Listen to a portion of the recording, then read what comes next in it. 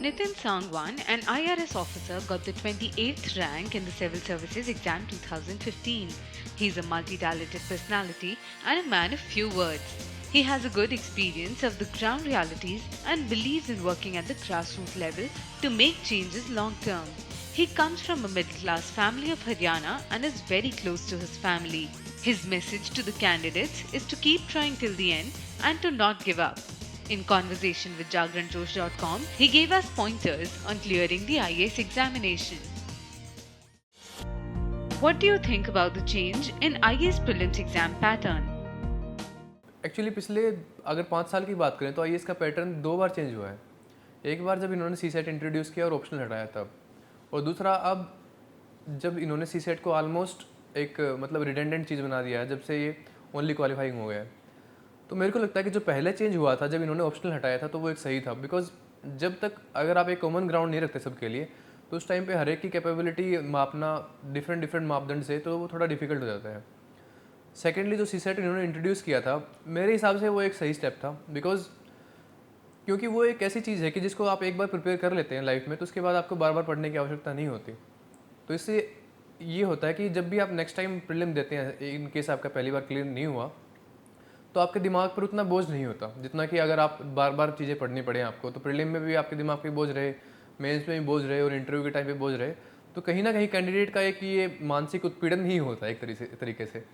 तो वो मानसिक उत्पीड़न थोड़ा सा कम हुआ था उस चीज़ से। लेकिन सिंस इसको दोबारा से चेंज कर दिया गया है तो मेरे हिसाब से शायद इसको थोड़ा सा एक विचार देना चाहिए इस चीज़ को कि सिलेबस और पैटर्न ऐसा बनाना चाहिए ताकि कैंडिडेट्स के ऊपर स्ट्रेस भी कम आए, बिकॉज कल को यही कैंडिडेट्स ऑफिसर भी बनेंगे और उनको ना सिर्फ एग्ज़ाम क्लियर करना है बल्कि उनको मानसिक और शारीरिक उनका स्वास्थ्य भी उतना ही ज़रूरी है जितना कि बाकी चीज़ें हैं। तो इस चीज़ को ध्यान में रखते हुए एग्ज़ाम को थोड़ा सा कम स्ट्रेसफुल बनाना चाहिए, तो उस दिशा में कुछ कदम उठाने चाहिए। Does joining coaching help in clearing the IAS prelims exam? Coaching के बारे में मेरी वही राय है कि कोचिंग उतनी ज़रूरी नहीं है। अगर आप अपने आप से तैयारी करते हैं, आपको सिलेबस पता है, आपको पिछले सालों के क्वेश्चन पेपर आपने देखे हैं, पैटर्न आपको पता है और आप फोकस्ड हो उस चीज़ के बारे में, सही से एनालाइज कर पा रहे हैं, तो मेरे को नहीं लगता कि कोचिंग वाले कुछ अलग ही चीज़ बताते हैं। आज के दिन इंटरनेट है, आप उस पर देखो, टॉपर्स के इंटरव्यू पढ़ो, टॉपर्स क्या बोलते हैं उन चीज़ों को पढ़ो, तो आपके लिए राह काफ़ी आसान हो जाती है। तो कोचिंग उतनी आवश्यक नहीं है मेरे हिसाब से। ग्रुप डिस्कशन प्रीलिम लेवल पे मेरे को नहीं लगता उतना हेल्पफुल रहेगा, बिकॉज प्रीलिम में आपको है ना एक क्वेश्चन का डायरेक्टली आपको ऑप्शन दिया जाता है, तो इवन अगर आपने वो डिस्कस नहीं किया हो, आपके दिमाग के किसी कोने में अगर वो आंसर है तो आपको उस आंसर निकल आएगा उस टाइम पे। हालांकि मेंस और इंटरव्यू के लिए अगर आप डिस्कस करते हैं किसी से तब काफ़ी हेल्पफुल रहेगा, लेकिन मे बी नॉट प्रीलिम के टाइम पे। मे बी आप थोड़ा बहुत डिस्कस कर लीजिए कभी कभी हफ्ते में 1-2 बार, लेकिन ऐसा नहीं है कि आप हर रोज़ डिस्कस ही करते जा रहे हैं और आपका टाइम निकल गया उसमें, बिकॉज मेनली इसका आपका टाइम का सदुपयोग भी आपका बहुत ज़्यादा ज़रूरी है इस चीज़ के लिए। When did you start the preparation for IAS prelims exam? मैंने प्रीलिम्स के लिए अपने फर्स्ट अटैम्प्ट से ऑलमोस्ट 1.25 साल पहले प्रिपरेशन स्टार्ट की थी, और इनफैक्ट मैंने अपनी प्रिपरेशन प्रीलिम्स, मेंस और इंटरव्यू तीनों को ध्यान में रखते हुए इकट्ठे ही स्टार्ट की थी। कभी मैंने उनको डिवाइड नहीं किया कि हाँ ये प्रीलिम्स की तैयारी है, मेंस की तैयारी है। तो मैंने सिलेबस उनका पढ़ा और उसी के अकॉर्डिंग पे तीनों की तैयारी एक साथ शुरू की कि जैसे ही, ताकि मेरे को अलग अलग उन पे फोकस ना करना पड़े। What was your strategy for IAS prelims exam as a whole? IAS prelims के एग्जामिनेशन के लिए और मेंस में थोड़ा सा डिफरेंस हो जाता है, क्योंकि प्रीलिम्स में आपकी जो विड्थ है, एरिया ऑफ कवरेज है, वो ज़्यादा होता है, क्योंकि क्वेश्चन कहीं से भी आ सकते हैं। और अगर मान लो आपने एक एरिया छोड़ दिया, उससे ज़्यादा क्वेश्चन आ गए, 5-7 क्वेश्चन भी इधर उधर हो गए, तो आप रेस से बाहर हो जाओगे। लेकिन मेंस में ऐसा नहीं होता। मेंस में आमतौर पे आजकल थोड़े से जनरल क्वेश्चन आते हैं और एनालिटिकल क्वेश्चन आते हैं, तो आपको थोड़ा भी उसके बारे में आइडिया है तो आप कुछ ना कुछ तो लिख ही दोगे। बाकियों से जितने नंबर नहीं तो उससे 1 नंबर कम, 2 नंबर कम आपके आ जाएंगे, लेकिन आपके मार्क्स आ जाएंगे उसमें। तो प्रीलिम के लिए आपको थोड़ा सा अपना एरिया वाइड करना होगा। सेकेंडली आपको कोई एरिया छोड़ना नहीं चाहिए। कुछ लोग ये सोचते हैं कि कल्चर ज़्यादा डिफिकल्ट है तो उसको छोड़ देते हैं, तो वो नहीं करना चाहिए। मेरे हिसाब से हर एक एरिया करना चाहिए। अगर आपकी इकोनॉमिक्स या इकोनॉमी आपकी वीक है, आप उसको भी करो, छोड़ो मत कुछ भी, हर एक चीज़ कवर करो ताकि आपका नंबर छूटने के स्कोप कम रहे। तो ये स्ट्रेटजी रहनी चाहिए आपकी भी। How did you balance between different sections of IAS prelims syllabus? IAS prelims के डिफरेंट सेक्शन भी ऑलमोस्ट सेम है जो कि आईएएस मेंस के हैं।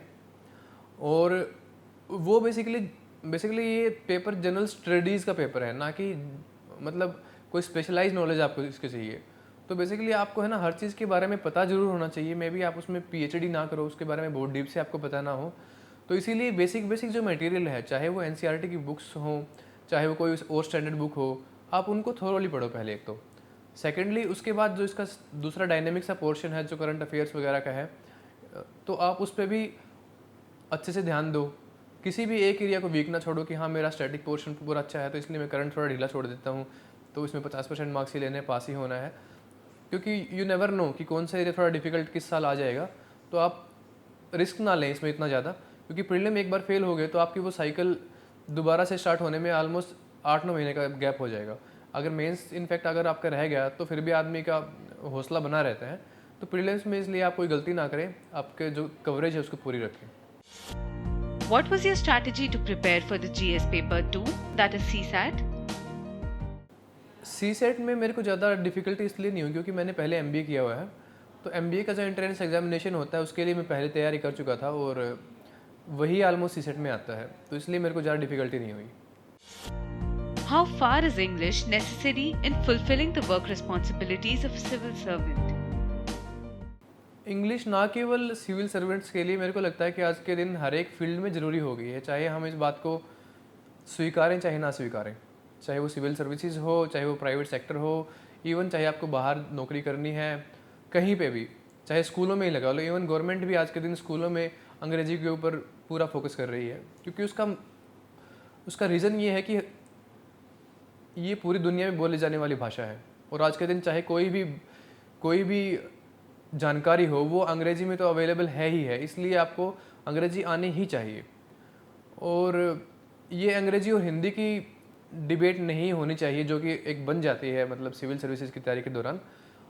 हर एक भाषा आप में एक कल्चर का, एक संस्कृति का हिस्सा होती है, तो आप उस तरह से इसको देखो और नए कल्चर के जो एलिमेंट्स आप अपने अंदर लेके आते हो कभी, तो आप उसी दृष्टि से आप इसको देखो और आप इसको सीखने की कोशिश करो। हर एक को जितनी लैंग्वेजेस हो सके वो सीखनी चाहिए, चाहे वो इंग्लिश हो, हिंदी हो या इवन उर्दू हो। मैंने खुद उर्दू सीखा हुआ है, तो आपको लैंग्वेज सीखनी चाहिए जो अगर आपको मौका मिलता है तो सिविल सर्विसेज में चूँकि सरकार का काम इंग्लिश और हिंदी दोनों में होता है, तो आप चाहे किसी भी रीजन से आए, आपको दोनों लैंग्वेज आनी चाहिए।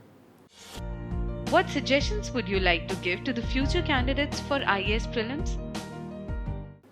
सजेशन वही है कि आप जितने भी एरियाज़ हैं उनको सभी पे बराबर आपका ध्यान रहे। स्टैटिक पोर्शन पे भी उतना ही ध्यान रहे आपका, और डायनेमिक जो करंट अफेयर है उन पर भी ध्यान रहे। और स्टैटिक पोर्शन में जो डिफरेंट पोर्शंस हैं, चाहे वो कल्चर हो, चाहे हिस्ट्री हो, ज्योग्राफी हो, चाहे इकोनॉमी हो, बेशक चाहे आपका वो बैकग्राउंड ना हो। फॉर एग्जांपल आप साइंस स्टूडेंट नहीं है, आपने आर्ट्स या कॉमर्स से किया है, तो आप साइंस के पोर्शन से आप हिचके नहीं, उससे दूर नहीं भागे, आप उसके पास जाए। मैक्सिमम मेरे को नहीं लगता कि 1-2 महीने से ज़्यादा किसी भी पोर्शन को कवर करने में लगता है। अगर आपका वीक है वो, तो आप उसमें लगे रहें। इनफैक्ट जो वीक एरिया है आप उसमें पहले लगो।